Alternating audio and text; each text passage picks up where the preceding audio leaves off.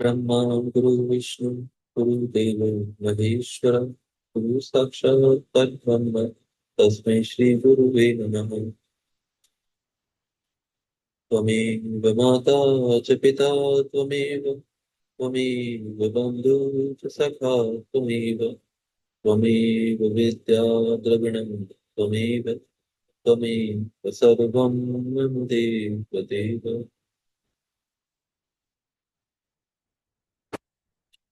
सभी लोग कहने लगे, हे महादेव, हे महेश्वर, हिमालय पुत्री महादेवी पार्वती से विवाह करने के लिए आप हम सभी के साथ कृपा पूर्वक प्रस्थान करें। तदुपरांत शिव तत्व को जानने के कारण प्रसन्न चित्त वाले भगवान विष्णु ने भक्ति पूर्वक शिव जी को प्रणाम कर उस प्रस्ताव के अनुरूप कहना आरंभ किया।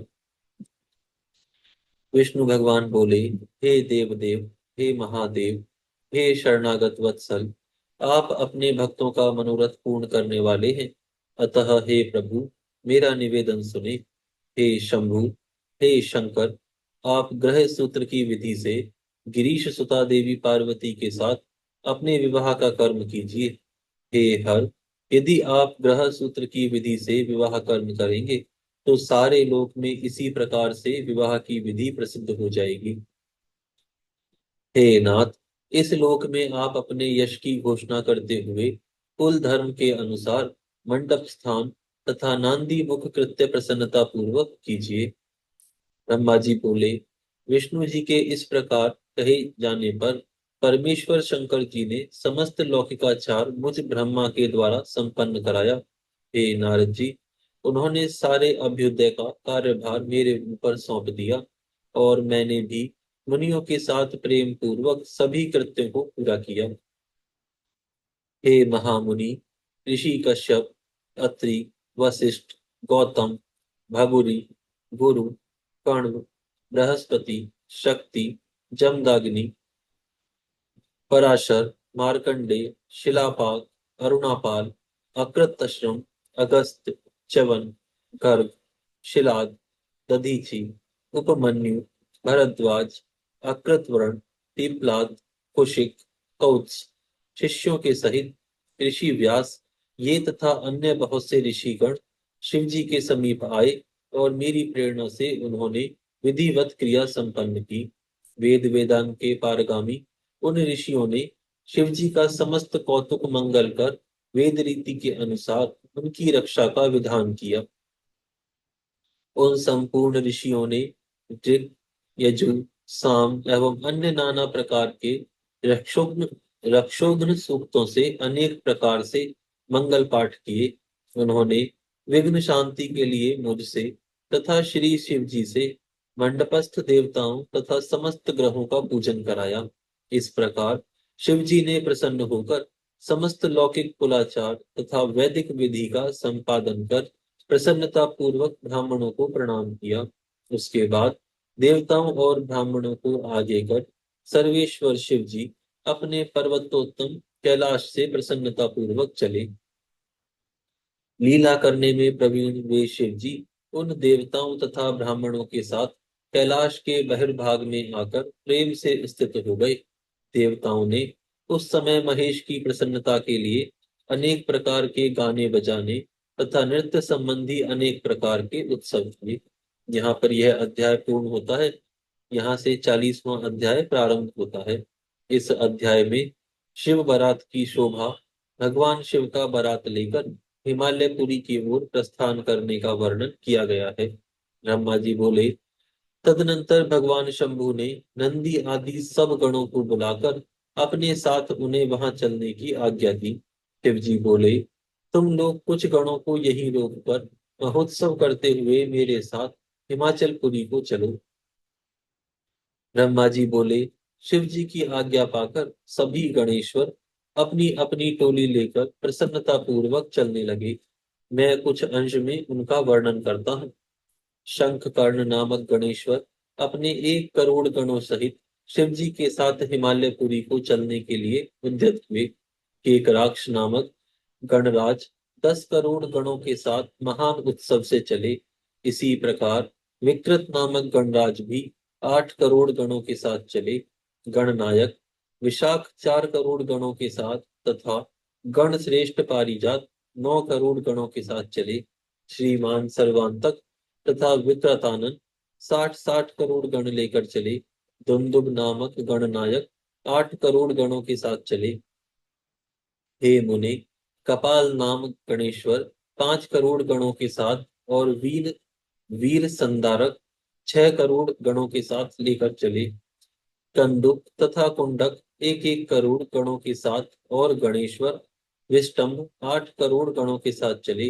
हे मुनि सत्तम, पीपल नामक गणेश्वर 1 सहस्त्र कोटि गणों के साथ और इतने ही गणों के साथ वीर गणेश्वर सनादक प्रसन्नता पूर्वक चले। गणेश्वर आवेशन 8 करोड़ गणों के साथ तथा गणाधीश महाकेश 1 सहस्त्र कोटि गणों के साथ चले। हे मुनि, इसी प्रकार कुंड और पर्वत तक 12 करोड़ गणों को तथा वीर चंद्रतापन 8 करोड़ गणों को लेकर चले। काल, कालक, महाकाल तथा अग्निक नामक गणनायक 100-100 करोड़ गणों को साथ लेकर चले। इसी प्रकार अग्निमुख, आदित्य मूर्धा तथा घनावह 1-1 करोड़ गणों को साथ लेकर चले। सन्नाहा, कुमुद, अमोघ और कोकिल नामक गणराज 100-100 करोड़ गणों को लेकर चले। गणाध्यक्ष सुमंत्र करोड़ों करोड़ों गणों को लेकर तथा काक पादोदर एवं संतानक 60 करोड़ गणों को लेकर चले। महाबल 9 करोड़ और मधुपिंग, कोकिल, नील तथा पूर्णभद्र 90 करोड़ गणों के साथ चले। चतुर्वक्त्र चतुर्वक्त्र 7 करोड़, कर्ण 20 करोड़ तथा गणेश्वर 90 करोड़ गणों के साथ चले। इसी प्रकार हे नारद, यज्वाक्ष, सतमन्यु एवं मेघमन्यु ये सभी गणेश्वर 90-90 करोड़ गणों के साथ पृथक पृथक चले। गणनायक काष्टांगुष्ट, विरूपाक्ष, सुकेश, सनातन और वृषभ 64 करोड़ गणों के साथ चले। हे मुनि, तालकेतु, षणमुख, चंचुमुख, सनातन, संवर्तक, चैत्र, लकुलीश, स्वयं प्रभु, लोकांतक, दीप्तात्मा, दैत्यांतक, देव भृंगिरटी, श्रीमान, देव देव प्रिय, अशनि, भानुक आदि 64,000 गणों के साथ बड़े उत्साह से शिव जी के विवाह के लिए उनके साथ चले। प्रथम गण सहस्त्रों भूत गणों के साथ तथा 3 करोड़ अपने गणों के साथ चले। वीरभद्र 64 करोड़ गणों के साथ तथा 3 करोड़ रोमच प्रेत गणों के साथ लेकर चले।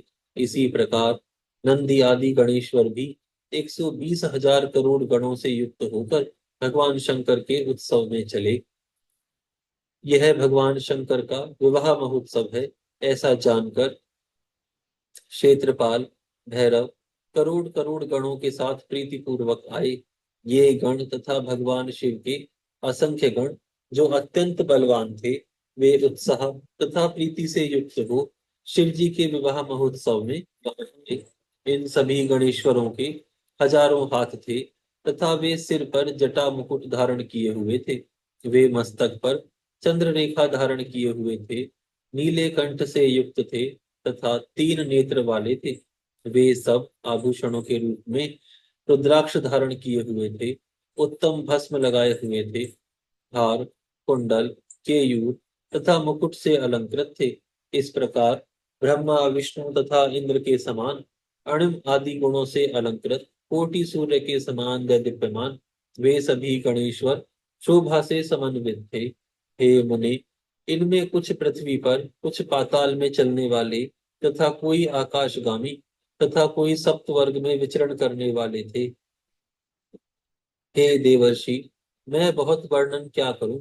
सभी लोकों में रहने वाले वे सभी गणेश्वर भगवान शिव के विवाह का महोत्सव देखने के लिए बड़े प्रेम से आए। इस प्रकार इन देवताओं तथा गणों से युक्त भगवान सदाशिव ने अपना विवाह करने के लिए हिमालय के नगर को प्रस्थान किया। हे मुनीश्वर, इस समय सर्वेश्वर शिव जी देवताओं एवं गणों के साथ विवाह के लिए चले, उस समय का वृतांत सुनिए। शत्रुओं को भय देने वाली देवी चंडी रुद्र की भगिनी बनकर उत्सव मनाती हुई बड़े प्रेम के साथ वहां आई। वह देवी चंडी प्रेत के आसन पर सवार थी, सर्प का आभूषण पहने हुए थी और सिर पर महादैदीप्यमान जलपूर्ण कलश धारण किए हुए थी। वह अपने परिवार से युक्त थी। उनके मुख तथा नेत्र से अग्नि की ज्वाला निकल रही थी। वह बलशालिनी हर्ष से युक्त हर्ष से युक्त होकर नाना प्रकार के कुतूहल कर रही थी। हे मुने, वहां विकृत वेश धारण किए हुए अनेक प्रकार के करोड़ों दिव्य भूतगण शोभित हो रहे थे। इन भूतगणों को साथ लेकर भयानक मुख वाली उपद्रवकारिणी वह देवी चंडी कुतूहल करती हुई प्रसन्नता पूर्वक वहां वहां गई। उन चंडी ने रुद्र में अनन्य प्रीति करने वाले 11,000 करोड़ रुद्रगणों को अपने पीछे कर लिया। उस समय डमरू के शब्द, भेरियों की गड़गड़ाहट और शंखों के नाद से तीनों लोक गूंज रहे थे। इसी प्रकार कुदुम्बी के निर्घोष से बहुत बड़ा कोलाहल हुआ, जो जगत में मंगल करने वाला तथा अमंगल का विनाशक था। मुने, बारात में गणों के पीछे पीछे होकर सभी सभी देवता, सिद्धगण तथा लोकपाल अत्यंत उत्कंठा के साथ चलने लगे। हे मुने, बारात के मध्य भाग में बहुत बड़ी छत्र से शोभित गरुड़ासन पर बैठे हुए भगवान बैकुंठनाथ विष्णु विविध प्रकार के आभूषणों से विभूषित होकर चल रहे थे। उनके अगल बगल पार्षद घेरे हुए थे तथा उनके दोनों ओर चंवर डुलाए जा रहे थे। विग्रहधारी वेदों, शास्त्रों, पुराणों, आगमों तथा सनक आदि महासिद्धों, प्रजापतियों, पुत्रों और परिवारों के साथ में भी भगवान शिव की सेवा में तत्पर हो मार्ग में शोभा संपन्न होकर चल रहे थे।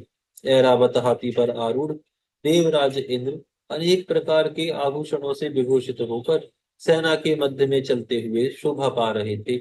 उस समय विवाह देखने की उत्कंठा से बहुत से ऋषिगण भी मार्ग में जाते हुए शोभा पा रहे थे। इसी प्रकार शाकिनी, यातुधान, बेताल, ब्रह्म राक्षस, भूत, प्रेत, पिशाच, प्रमथ, तुम्बुरु, नारद, हाहा, हूहू आदि श्रेष्ठ गंधर्व एवं किन्नरगण हर्षित होकर बाजा बजाते हुए चले। संपूर्ण जगत की माताएं, देव कन्याएं, गायत्री, सावित्री, लक्ष्मी, अन्य देव स्त्रियां, ये सब तथा अन्य देव पत्नियां और जगन माताएं शंकर जी का विवाह हो रहा है ऐसा जानकर प्रसन्नता पूर्वक वहां गईं। शुद्ध स्फटिक के समान सर्व सुंदर वृषभ, जिसे वेदों, शास्त्रों तथा महर्षियों ने धर्म कहा है, उस पर सवार होकर धर्म वत्सल भगवान शिव जी संपूर्ण देवगणों तथा ऋषियों से सेवित हो मार्ग में चलते हुए अत्यंत सुशोभित हो रहे थे। इन सभी देवगणों, महर्षियों तथा गणों के साथ अलंकृत हुए शिव जी पार्वती देवी से विवाह करने के लिए हिमाचल के घर जाते हुए मार्ग में अत्यंत सुशोभित हो रहे थे। हे नारद, इस प्रकार मैंने भगवान शिव की वर यात्रा प्रस्थान का आपसे वर्णन किया। अब हिमालय के नगर में जो शिव चरित्र हुआ उस वृतांत को सुनिए। यहाँ पर यह अध्याय पूर्ण होता है। आज हम यहाँ विराम करते हैं, फिर कल से प्रारंभ करेंगे। नमः शिवाय।